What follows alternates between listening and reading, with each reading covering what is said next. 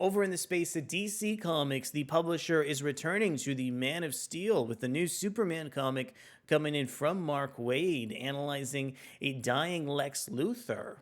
But Mark Waid isn't alone. Joining him is industry veteran Bryan Hitch, returning from delivering art over on the spectacular Ultimate Invasion issue #1. My name is Arako Braddock, and today, let's go ahead and see if the Man of Steel is able to live up to some of his ideals over in Superman The Last Days of Lex Luthor issue #1. Before we get deeper into the video, I want to go ahead and encourage you to consider subscribing to the channel and hitting that like button to stay tuned for all of our latest and greatest content here.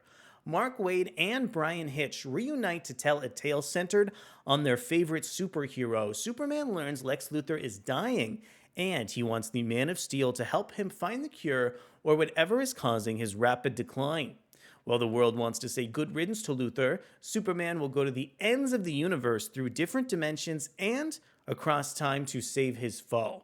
But just why does he want to save the person who spent his whole life trying to destroy him?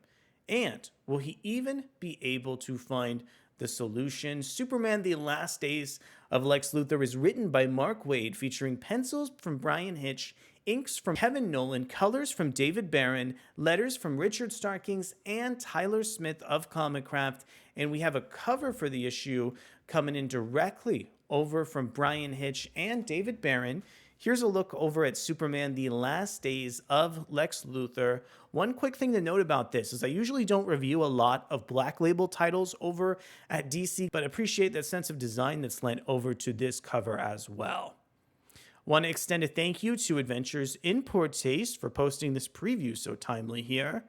And let's dive into some of Bryan Hitch's art. At first, I thought some of the page designs were a little bit elementary, but actually going back through and taking a look at some of these designs really caught my interest here, especially on this page, as there's like a big widescreen panel showing Clark working in an office with so many details here.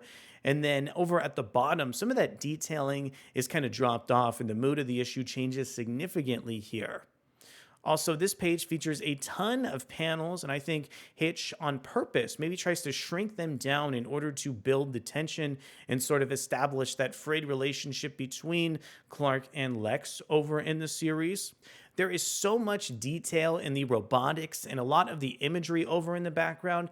The only thing I really have to say that's negative about Hitch's artwork in the series are some of the contributions from Kevin Nowlan. So Kevin Nowlan features really heavy inking here, making Bryan Hitch's work look a lot like Nowlan's own. And while I don't necessarily have an issue with that, I love the nuanced character work that Bryan Hitch illustrates with some of his like rounded line. And I feel like maybe just a little bit of that was lost over in this series. I still think the art in here is pretty good and actually quite detailed as well.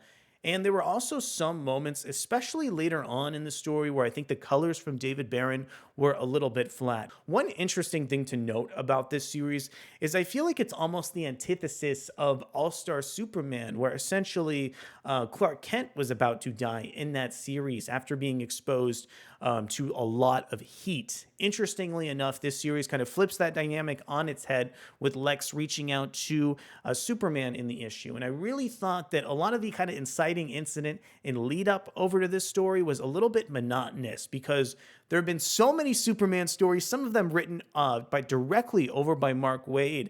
And I feel like they have so much kind of like nuance, heart, and intrigue and explore some of these themes as well. I was almost ready to write off The Last Days of Lex Luthor until I got much farther into the series and we kind of saw Lex and Clark work together on trying to find a cure for Luthor's illness. And that really is where the series managed to catch my interest here as Superman and Lex head into kind of the Fortress of Solitude to try and find just something that will stop him. Also, I think there's some really strong character work in this issue between Lex and Clark as well here. So even though this recommendation comes with a few asterisks, there's still a lot of really fantastic content to be had in Superman The Last Days of Lex Luthor. One of those moments is all the scenes over in kind of Smallville, detailing some of the origins of both Clark and Lex as younger individuals.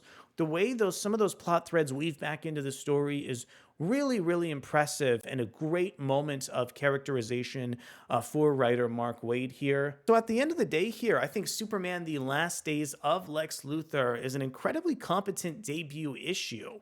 While I can't make this recommendation without a few asterisks, like some of the kind of flat colors and not the full realized version of some of Bryan Hitch's art, as well as I think some themes in the issue are a little bit remedial for people who have read Superman for quite a long time. But if you're really invested in Mark Waid's writing and some of the character interactions, as well as looking at Bryan Hitch's art in a bit of a different context, I think Superman The Last Days of Lex Luthor actually has some solid content here. I want to know from you, did these blemishes affect your enjoyment of the issue, and what are your overall impressions of this debut? Thanks so much for coming to check out our review of Superman The Last Days of Lex Luthor, and we'll be back really soon to talk all comics and DC moving forward. Thanks so much, and I'll see you soon. Bye.